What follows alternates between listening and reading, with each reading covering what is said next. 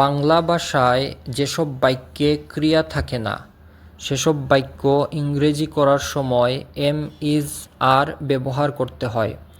এগুলো মূলত বাক্যের মেইন ভার্ব হিসেবে ব্যবহৃত হয়। যেমন আই এম এ স্টুডেন্ট, আমি একজন ছাত্র। উই আর হ্যাপি, আমরা সুখী। দি আর্থ ইজ রাউন্ড, পৃথিবী গোলাকার। দে আর ব্রেভ, তারা সাহসী। এখানে একটি বিষয় লক্ষ্য করবেন যে ক্রিয়া মূলত কি? ক্রিয়া হচ্ছে ভার্ব। ভার্ব মানে হচ্ছে কোনো কিছু করাকে ভার্ব বলা হয়। যেমন গো, জিও গো, গম অর্থ হচ্ছে যাওয়া, যাওয়া হচ্ছে একটা কাজ, সুতরাং এটা ভার্ব। যেমন ডিও ডু, ডু মানে করা, করা হচ্ছে একটা কাজ। যেমন S double E see, see হচ্ছে দেখা, দেখা হচ্ছে একটা কাজ, সুতরাং এগুলো ভার্ব। তো এখানে আপনারা লক্ষ্য করলে দেখবেন যে আই এম এ স্টুডেন্ট, আমি একজন ছাত্র, এখানে কিন্তু কোনো কাজ নাই। তারপরে উই আর হ্যাপি, আমরা সুখী, এখানে শুধু একটা অর্থ বোঝাচ্ছে, এখানে কিন্তু কোনো কাজ নাই। দি আর্থ ইজ রাউন্ড, পৃথিবী গোলাকার, এখানে আপনারা খেয়াল করে দেখেন যে কোনো কাজ নাই, শুধু একটি অর্থ বোঝাচ্ছে। সুতরাং যেসব বাক্যে ক্রিয়া থাকে না, সেসব বাক্যের ইংরেজি করার জন্য এম, ইজ, আর ব্যবহার করতে হয়।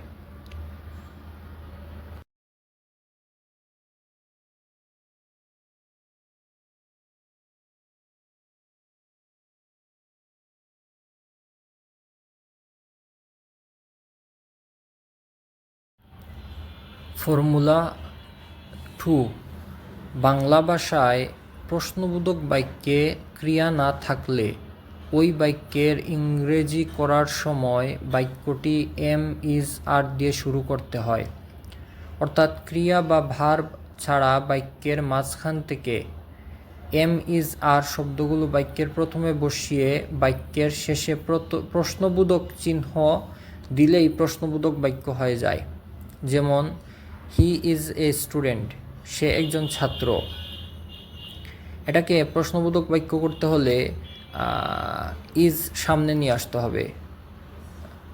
যেমন ইজ হি এ স্টুডেন্ট, সে কি একজন ছাত্র? দে আর পুয়ার, তারা গরিব।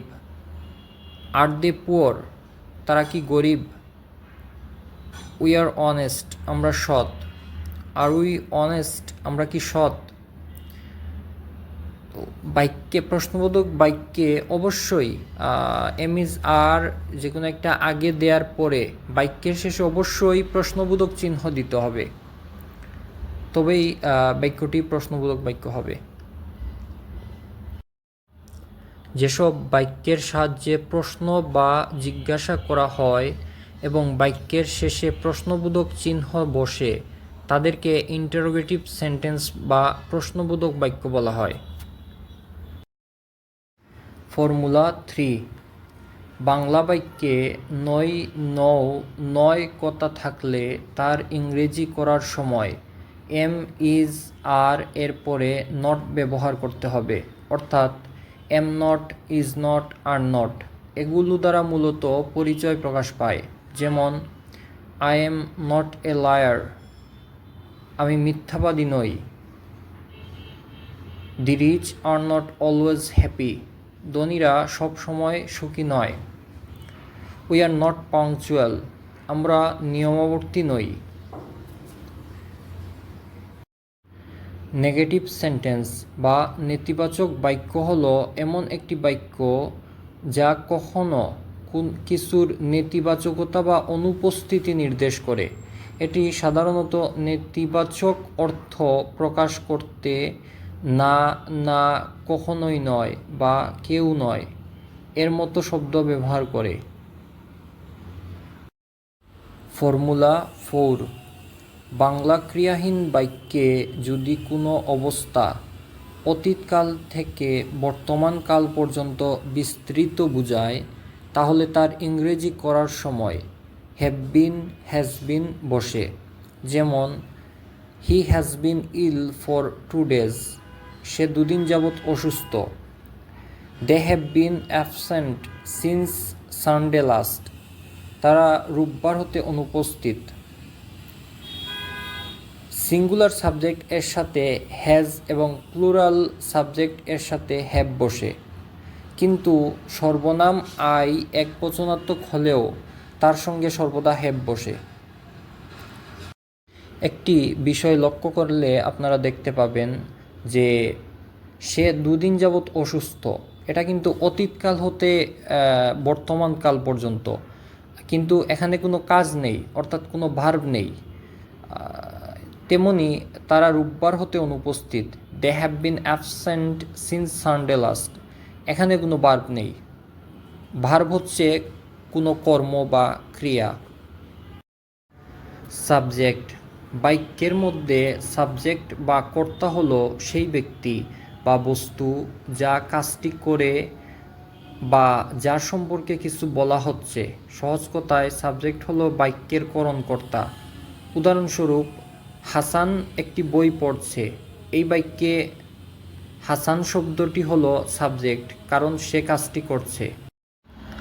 ফর্মুলা 5, অতীতকাল থেকে বর্তমানকাল পর্যন্ত বিস্তৃত ওই ক্রিয়াহীন বাংলা বাক্য যদি প্রশ্নবোধক হয়, তাহলে তার ইংরেজি করার সময় বাক্যের মধ্যে হ্যাভ হ্যাজ শব্দগুলো প্রথমে বসিয়ে শেষে প্রশ্নবোধক চিহ্ন দিতে হবে। যেমন, the college has been closed since February. February থেকে কলেজ বন্ধ। এটা প্রশ্নবোধক হবে, has the college closed since February. College কি ফেব্রুয়ারি হতে বন্ধ?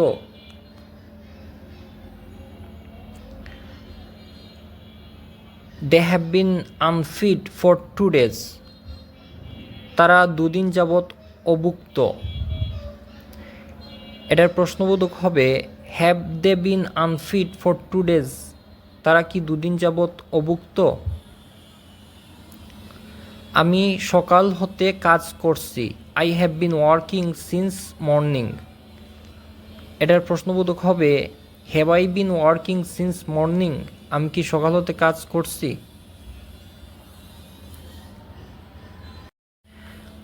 আপনাদের ভালো লেগে থাকলে পরবর্তী ক্লাসের জন্য সাবস্ক্রাইব করে চ্যানেলটার সাথেই থাকুন। ধন্যবাদ সবাইকে।